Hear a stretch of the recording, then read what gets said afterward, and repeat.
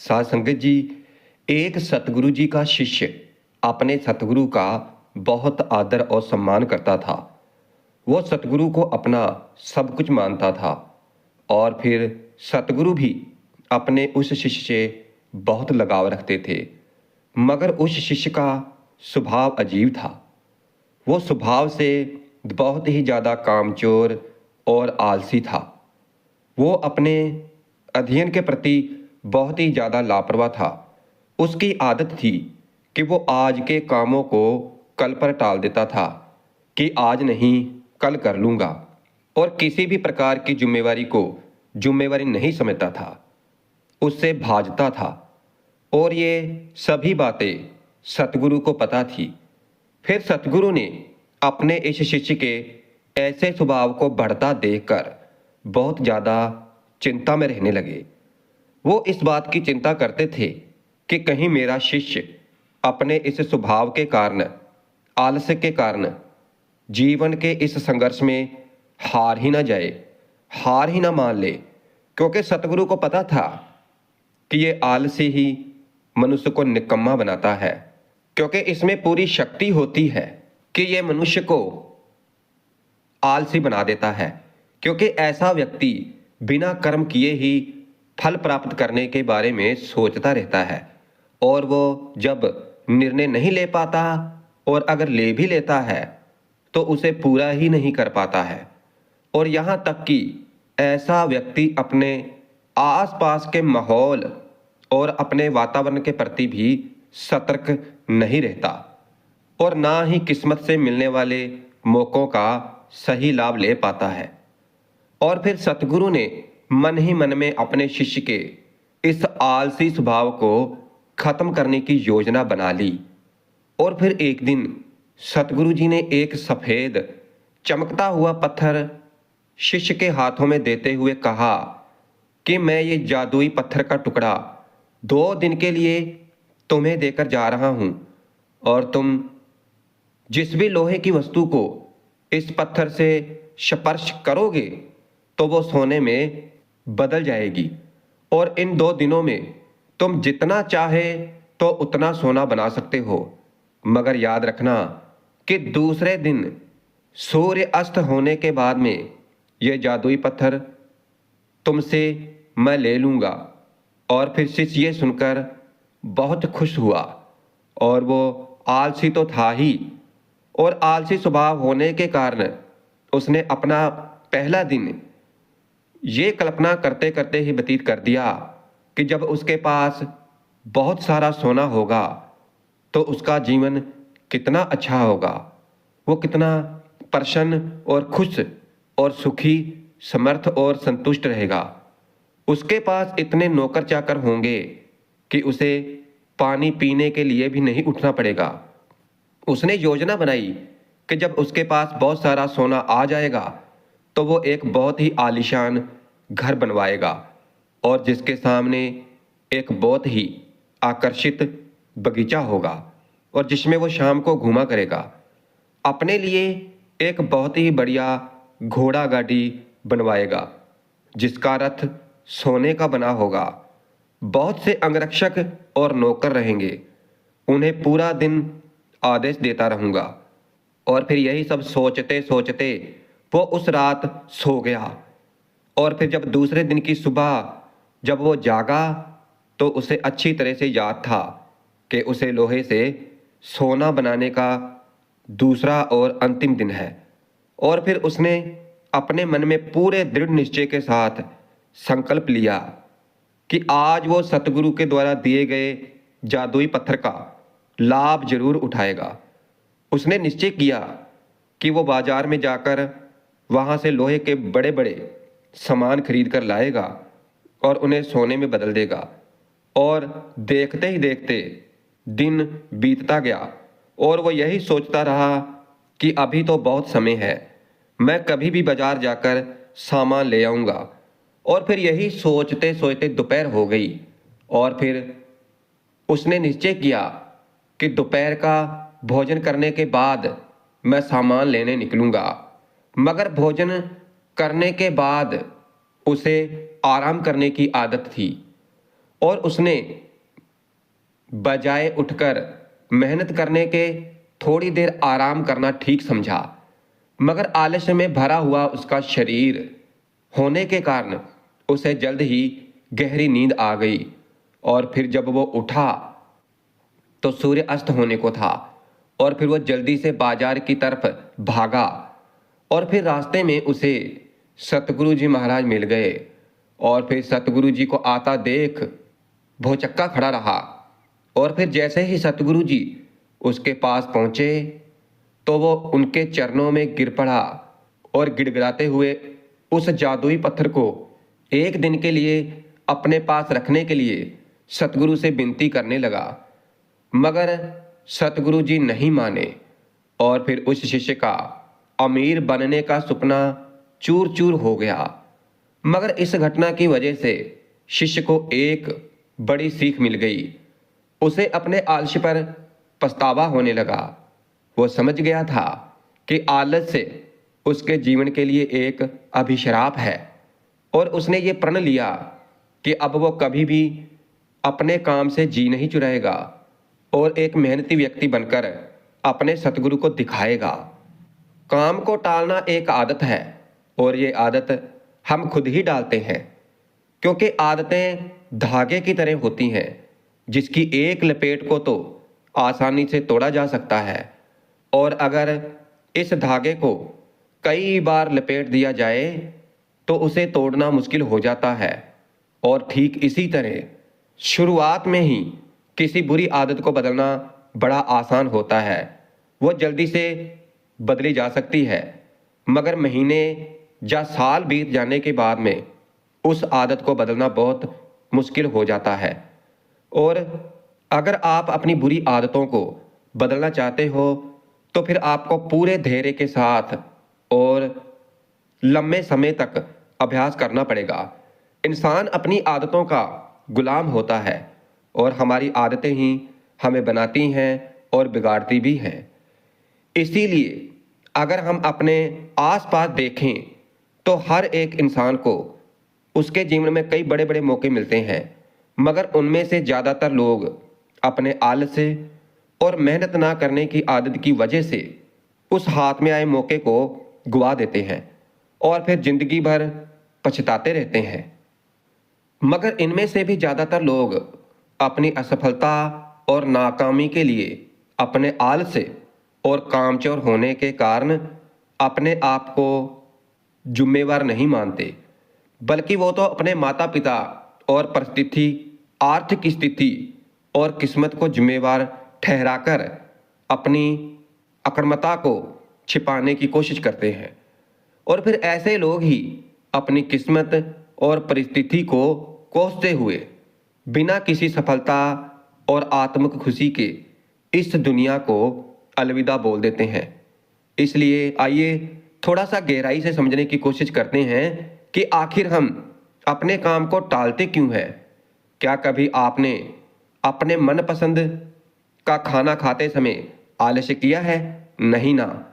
आप आलस्य करते हैं जब पढ़ाई करते हैं तब, या फिर दफ्तर के किसी प्रोजेक्ट पर काम कर रहे होते हो तब, या फिर घर का कोई काम करना है। बेसिकली हम सीरियस कामों को लेकर आलस्य करते हैं, जिनको करने से हमें शारीरिक या मानसिक तौर पर मेहनत करनी पड़ती है। और अब अगर आप काम को टालने से बचना चाहते हो तो इसमें आपकी सहायता करता है काम को पूरा करने में एक निश्चित समय या फिर एक फिक्स तारीख। मान लो कि आप एक दफ्तर में काम करने वाले हो और आपके बॉस ने आपको एक काम दिया है जो आपको कल तक पूरा करके देना ही है। तो हो सकता है कि आप आज का पूरा दिन आलस्य करते हुए ही व्यतीत कर दें कि अभी तो पूरा दिन पड़ा है, लेकिन फिर आप पूरी रात जागकर उस काम को पूरा करेंगे, क्योंकि कल आपको वो प्रोजेक्ट देना ही देना है। क्यों? क्योंकि कल के बाद आपके उस प्रोजेक्ट की, काम की कोई अहमियत नहीं रह जाएगी। आपने उस काम को टालने के बाद भी उसे समय से पहले पूरा कर लिया, क्योंकि यहाँ आपके सामने एक समय निश्चित था कि आपको कल तक वो काम करना ही है, और काम पूरा हो गया। और काम को करने के इस तरीके को आप अपनी रोजाना के जीवन में भी ट्राई कर सकते हैं। जैसे कि अगले 1 घंटे या 1 दिन में मुझे इस काम को पूरा करना ही है, और इस काम को टालने से बचने का एक बहुत ही अच्छा तरीका है। और हम खुद भी इस तरीकों अपने कामों को समय पर करने के लिए प्रयोग करते हैं। जैसे हम जो करना चाहते हैं या फिर हम जो अभी कर रहे हैं, अगर उसमें बहुत ज़्यादा फर्क है तो हमारे अंदर एक बहुत ज़्यादा लड़ाई शुरू हो जाती है, और फिर ये हमारे अंदर तनाव और अशांति पैदा करता है। आलस्य एक ऐसी चीज है जिसे इंसान करता तो है, मगर उसे करके वो कभी खुश नहीं होता है। अब मान लो जैसे आज आपको कोई काम करना था, मगर आपके दोस्त आ गए और बोले कि भाई चलो घूमने चलते हैं, और फिर आप उनके साथ घूमने चले जाते हैं। आप पूरा दिन घूमते तो हो, मगर आपके दिमाग में हर समय यही चलता रहेगा कि मुझे आज वो काम करना था, मेरा वो काम रह गया। और फिर मन में इस विचार कारण आप उस पूरे दिन को ठीक तरह से एंजॉय भी नहीं कर पाएंगे। और फिर जब शाम को आप घर वापस आएंगे तो फिर आपके अंदर उस काम को लेकर पहले से भी ज़्यादा तनाव होगा, और इसलिए ना ही आपका काम पूरा हो पाया और ना ही आप ठीक तरह से एंजॉय कर पाए, और पूरा दिन भी गुजर गया। और यहाँ पर तो सबके साथ यही होता है कि अगर आप अपने आलस्य को ना बोलते, पहले आप अपना काम करते और फिर बाद में घूमने जाते, और अगर ऐसा करते तो फिर आप निश्चित रूप से ज़्यादा एंजॉय भी कर पाते और पूरा दिन तनाव मुक्त भी रहते। आपने एक चीज और नोटिस की होगी कि काम को टालने से हमें गिल्टी फील होती है, और जब काम को टालने से हमें खुशी नहीं मिलती तो फिर हम काम को टालते ही क्यों हैं। और इसके पीछे के 5 बड़े कारण हैं। पहला कारण है कि जो काम आपने करना है और उस काम में जो रिजल्ट मिलेगा, मगर उसके मिलने के चांसेस बहुत कम हैं, तो फिर आप उस काम को टालने की कोशिश करेंगे, क्योंकि आपके अंदर उस काम को करने का मोटिवेशन कम हो जाता है। और दूसरा कारण है ऐसा काम जो आपकी जरूरत से मैच नहीं करता, या फिर आपको वो काम करना पसंद नहीं है, तो फिर आप उस काम को टालते रहेंगे। काम को टालने का तीसरा कारण है कि अगर आपको वो काम जरूरी नहीं है या फिर उसको करने का कोई बड़ा कारण नहीं है, तो आप उस काम को टालते रहेंगे। और चौथा कारण ये है, अगर हमें किसी काम को करने का फायदा तुरंत मिल जाता है तो फिर हम उसको करने में ज़्यादा उत्साहित होंगे, बजाय उस काम को करने में जिसके फायदे हमें बहुत लंबे समय के बाद मिलेंगे। और फिर हम ऐसे कामों को टालने की कोशिश करते हैं। और पांचवा कारण है असफलता का डर। अगर किसी काम में हमारे फेल होने का, हमारे असफल होने के चांसेस ज़्यादा हैं, तो भी हम उस काम को टालने की कोशिश करते रहते हैं। अब सवाल ये उठता है कि काम को टालने की इस आदत से कैसे बचा जाए। तो देखो, अगर आपको किसी काम को करने में ये 4 चीजें मिल रही हैं, तो फिर आप उस काम को जरूर करेंगे। तो पहला, मनचाहा परिणाम। दूसरा, उस काम में आपके सफल होने की पूरी संभावना है। तीसरा, अभी जो फायदा हो रहा है उस काम को करने के बाद आपको ज्यादा फायदा होने लगेगा। और चौथा, जब काम का रिजल्ट तुरंत मिल जाता है या फिर काम के खत्म होते ही आपको नफा हो जाता है। और अब बात करते हैं हल की, कि काम को टालने की आदत से कैसे बचें। तो इसके लिए आप सबसे पहले एक पेन और कागज लीजिए और खुद से पूछिए और लिखिए कि आखिर मैं काम को क्यों टाल रहा हूं। तो ऐसा करने से आपको कारण पता चल जाएगा कि आखिर आप काम को किस वजह से टाल रहे हो, और फिर कारण पता चलते ही आपकी आधी समस्या यहीं समाप्त हो जाएगी। जैसे कि आप किसी ऑफिस में काम करते हो और आप काम को इसलिए टाल रहे हो क्योंकि आपके अंदर अपने काम को लेकर मोटिवेशन नहीं है, आपको वो अच्छा नहीं लगता, या फिर आप ये सोचते हैं कि मैं कौन सा इतना बड़ा काम कर रहा हूँ, कंपनी का काम तो मेरे काम के बिना भी चल ही रहा है। और फिर कागज पर लिखें कि अगर आपको नौकरी से निकाल दिया गया तो क्या होगा, कितनी मुसीबतें खड़ी हो जाएंगी आपके सामने। अगर आप कोई विद्यार्थी हैं और पढ़ाई को सिर्फ इसलिए टालते रहते हैं क्योंकि आपको पता है कि आप फर्स्ट पोजीशन नहीं आ सकते, आप पढ़ाई में बहुत अच्छा नहीं कर सकते, या फिर आप ऐसा काम करें जिसमें आप कॉन्फिडेंट हैं कि इसको आप बहुत अच्छा कर सकते हो, उसमें अपना नाम बना सकते हो। और अगर अब किसी बड़े एग्जाम की तैयारी कर रहे हो और आपको रिवॉर्ड आपको 1-2 साल के बाद जाकर मिलने वाला है, तो फिर आपने काम को छोटे छोटे स्टेप्स में पूरा कीजिए और हर एक स्टेप्स पूरा होने के बाद में खुद को रिवॉर्ड दीजिए, और इससे आप अपने काम के प्रति लगातार मोटिवेट रह पाएंगे।